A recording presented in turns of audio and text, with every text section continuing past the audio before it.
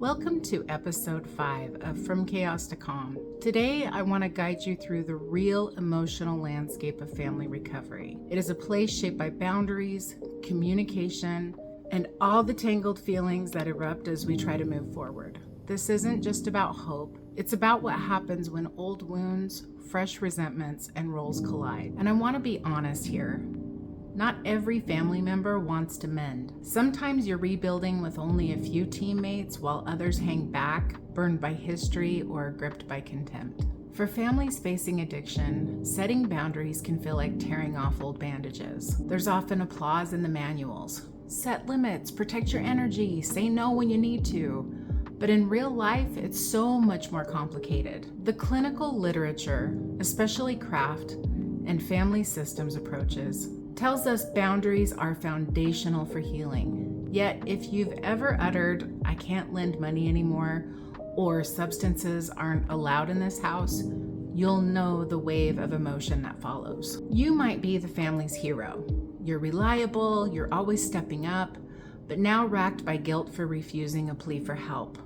Or maybe you're the lost child, quietly relieved that a boundary finally lets you retreat further into the background, and yet scared it might mean losing whatever fragile connection remains. Or maybe you're the scapegoat and you feel dismissed, like the new rules are just another way to keep them on the outside. And for the family member in recovery, boundaries can spark shame, anger, or bewilderment, as if suddenly the rules have changed overnight. When a boundary is set, it isn't uncommon to hear a voice thick with accusation. "You're not the person I knew," or "You say you love me, how can you shut me out?" Sometimes resistance is quieter, the silent, cold shoulder, or the despairing retreat. Clinically, contempt and resentment often surface as signals of hurt masked by anger or disengagement. And I want to remind you, from a therapist's lens, these reactions, however painful, are normal. Boundaries are new territory, and the family system often protests before accepting change. So how do you navigate all this?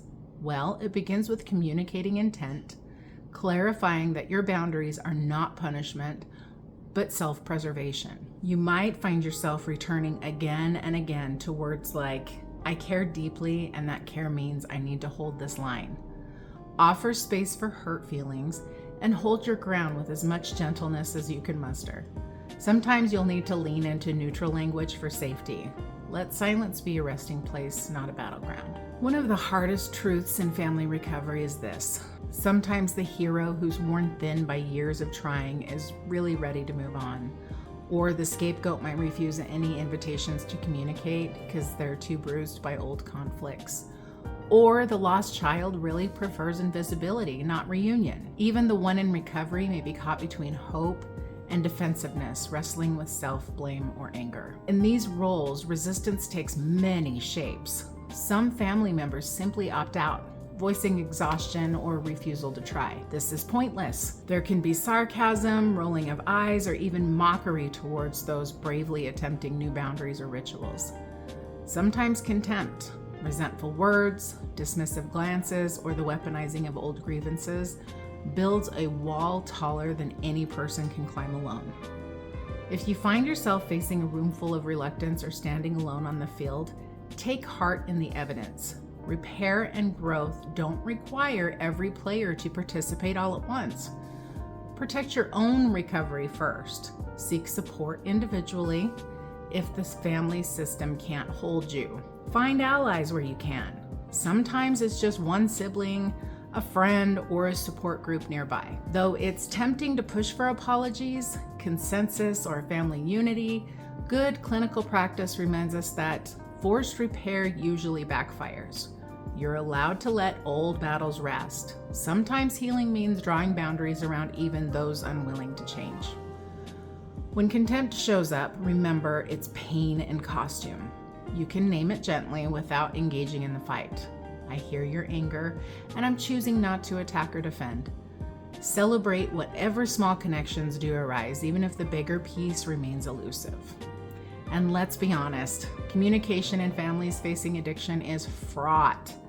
The hero might overtalk, turning vulnerable moments into action plans, The lost child may go wordless and blank. The scapegoat bristles, hearing critique in every sentence. And the one in recovery might sit with hands balled, unsure whether to defend or collapse. Everyone brings their defenses. Some duck conflict, others deflect with humor, and others tiptoe or rush through the hard stuff just to escape discomfort. And yet, research is clear. Open, empathic communication, active listening, reflecting, naming emotions predicts better outcomes, higher trust, and more resilient recovery. But practice isn't easy. Sometimes after a conversation, you'll feel hollow, let down, or even angrier. Sometimes you'll reach for those old scripts, screaming, distracting, shutting off. Let me offer you a little therapist wisdom here. Do not expect closure or quick emotional wins. Give permission for awkward, clumsy exchanges. Allow for breaks and know that a failed conversation can be really fertile ground for trying again. Not every member of the system is going to respond with warmth. And I really think it's important to keep your expectations modest here and try to keep your heart open for unexpected progress. Emotional triggers litter this landscape, sometimes sneaking in with a single word or gesture. And like the scapegoat may be on edge, just anticipating attack, or the hero feels underappreciated and bitterness rises from years of effort and the lost child feels invisible, their pain completely unnoticed. And for the one in recovery, the weight of family expectations can feel suffocating, driving them more toward shame or fight. In these moments, rage, grief, blame, or sarcasm explode into the room. Quiet can be as dangerous as shouting. A cold glance, an unspoken accusation. Sometimes the family story itself seems to repeat, echoing all of these old hurts. Navigating these triggers means embracing some clinical strategies. This can look like slowing down the talk or calling a timeout when escalation spikes. And afterward, process the pain alone or with support. Rituals like maybe a check-in, a call, or a shared quiet moment can help, but only when safety is real and participation is voluntary. Remember, recovery isn't about erasing triggers, but surviving them together, even if it's in fractured ways. There may be times, and all the research supports this, when contempt is the loudest voice in the house. Resentments that are built up over years don't vanish with a single earnest conversation. They surface as dismissiveness, criticism, and outright sabotage. The scapegoat may feel like lashing out, feeling like they're permanently exiled, and the hero probably pulls back, nursing their own wounds, and the lost child goes even quieter, shrinking from the conflict. The one in recovery might find themselves boxed in, convinced that nothing will ever be different. Navigating these currents is an act of personal courage. Set boundaries, refuse toxic interactions, limit exposure if needed, and name aggression without responding in kind. Recognize that not everyone wants repair right now, and that's their choice. Little clinical wisdom here. Contempt is toxic, but it's also a desperate defense. If you encounter it, prioritize your health, strengthen your boundaries, lean into outside support, and if possible, leave the conversation without guilt. Sometimes progress means letting go, protecting yourself to preserve hope for future healing. Know this: family recovery is messy. Joy, grief, pride, and longing spin together. Some family members lean in with hope and effort.